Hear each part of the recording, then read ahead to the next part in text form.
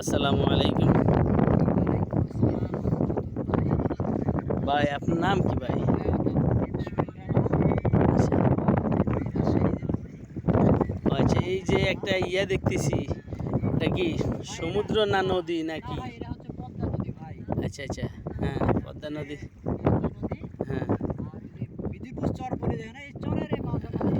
আচ্ছা আচ্ছা, এইদিকে পশ্চিম না? হ্যাঁ, আচ্ছা আচ্ছা তো ওই পাশে আমাদের বাংলাদেশ অনেক বাংলাদেশ আছে ওই পাশে।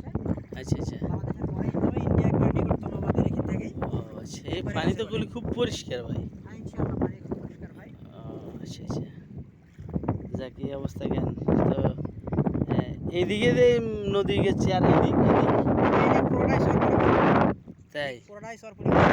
এই নদীর অংশ প্রায় মানে 10-এর 1 নদীর অংশ রয়েছে। আর জি জি জি, বাকি অংশ সব এখানে ভাই চর পড়ে গেছে ভাই। হ্যাঁ, এই যে সব কিলোমিটার ছিল না? সব চর পড়ে গেছে ভাই। আচ্ছা, তবে প্রকৃতির কি সৌন্দর্য, এক লীলা, মহান আল্লাহর সৃষ্টি। এই যে সর, ওই যে সরে মানুষজন ওই পাশে যাবে, জি জি জি এখন এই সর পাড়ে দিয়ে আসতেছে না? জি জি জি। আচ্ছা যাক। এই যে খুব বর্ষাকালে গা প্লাবিত হয়, তাছাড়া এই সময়তে এভাবে কষ্ট করে এবার পার হওয়া আসা লাগে। ও আচ্ছা আচ্ছা। সাইটি বা অনেক চর পাড়ি দিয়ে আসে পার হওয়া যায়, আমাদের এই পাশে যাওয়া লাগে। ও ওই যে এখানে একটা ঘাট, এটা মনে হয় বিদিরপুর ঘাট না? জি জি জি জি। ওই যে মানুষজন নৌকা দিয়ে ওই পাশে পার হচ্ছে, হ্যাঁ? ওইতে একটা নৌকা দেখা যাচ্ছে, ওই ওই পাশ থেকে আসতেছে।